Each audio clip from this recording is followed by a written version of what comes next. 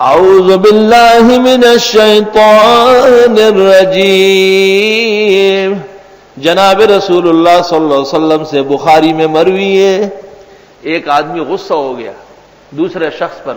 آپ نے ارشاد فرمایا یہ جو غصہ ہوتا ہے تم اس کے گلے کو دیکھتے ہو سرخ ہو جاتا ہے. صحابہ نے کہا جی حضرت. فرمایا یہ جہنم کی آگ نظر آتی ہے. توبہ توبہ، دوزخ کی آگ نظر. اللہ تعالیٰ ناجائز اور بے موقع غیظ و غضب سے محفوظ فرمائے. اس سے شیطان کو موقع ملتا ہے، خوش ہو جاتا ہے، اسی دوران اپنا کام کر لیتا ہے. ایک آدمی کو غصہ آیا، غصے میں بیوی کو، جوان لڑکیوں کو، بچوں کو، پڑوسن کو، سب کو قتل کر دیا.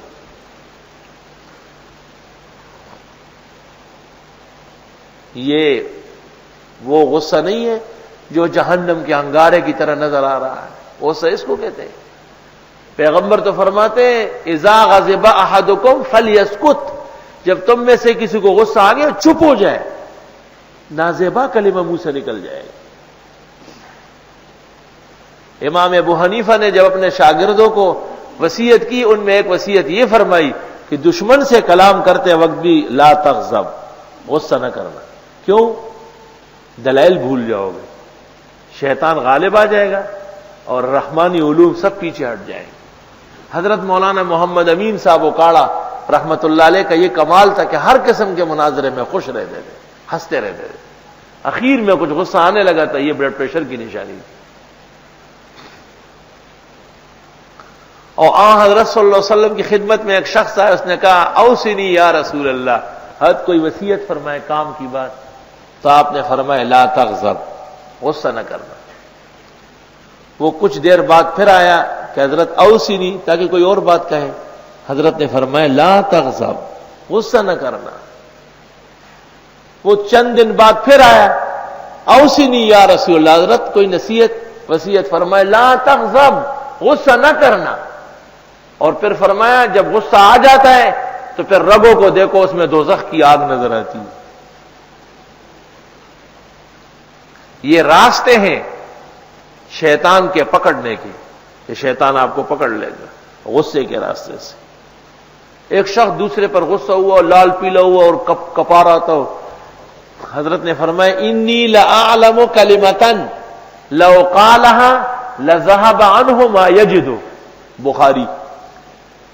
انی لأعلم کلمۃ، مجھے ایک ایسا کلمہ معلوم ہے، لو قالها، اگر اس شخص نے وہ پڑھا، لذهب عنه ما یجد، یہ کیفیت ختم ہو جائے گی. اعوذ باللہ من الشیطان الرجیم. شیطان بخل کے راستے سے بھی آئے گا. اللہ تعالیٰ نے توفیق دی ہے، خرچ کرنے کا موقع محل آپ دیکھ رہے ہیں، لیکن خرچ نہیں کر رہے ہیں. یبخلون ویأمرون الناس بالبخل.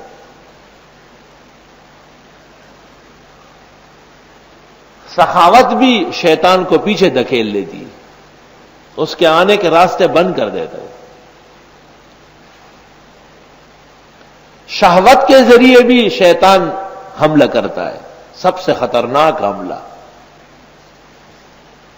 کیونکہ اللہ کی رحمتیں دور ہو جاتی ہے، ہٹ جاتی ہے، ملائک دور بھاگ جاتے ہیں، تو اس کو موقع مل جاتا ہے. اس لیے شہوات سے بھی سختی سے منع فرمایا ہے. شیطان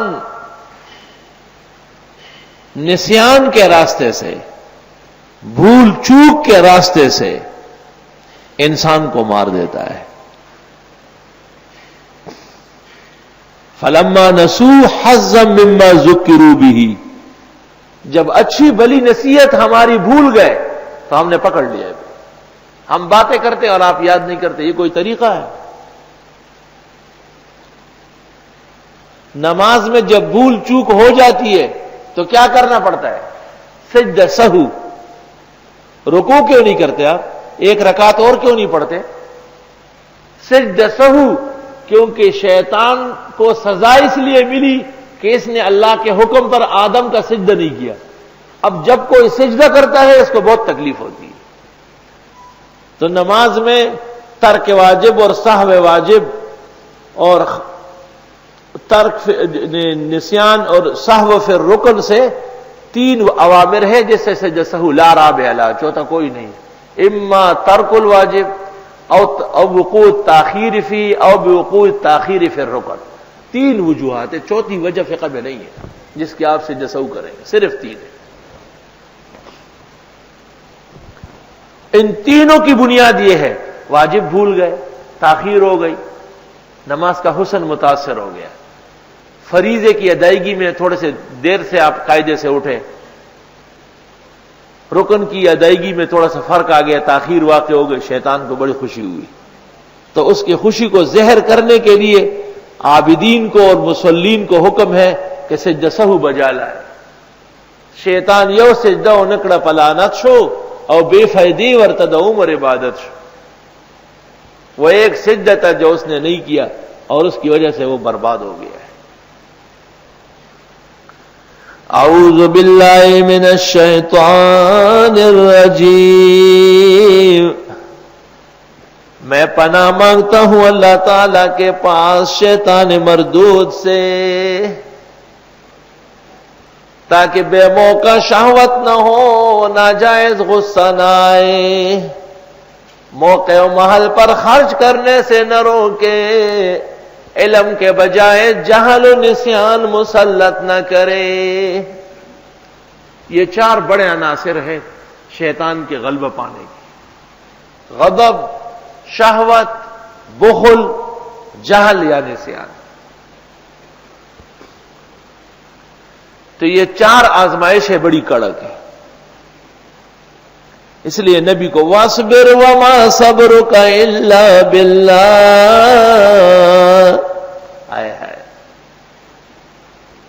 وَاصْبِرْ وَاصْبِرْ، حضرت صبر فرمائے، حضرت سینہ بڑا رکھے، حضرت تنگ نہ ہو، حضرت پریشان نہ ہو، ہم ہیں، ہم امداد کر رہے ہیں، ہم سب دیکھ رہے ہیں، سن رہے ہیں، اللہ اللہ۔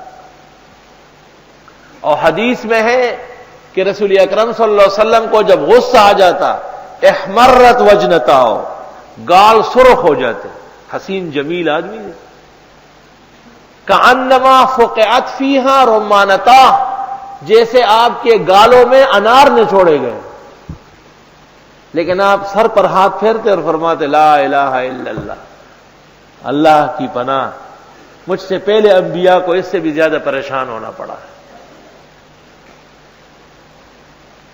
اور ما لہؤلاء القوم لا یکادون یفقہون، لوگوں کو کیا ہو گیا، بات نہیں سمجھتے۔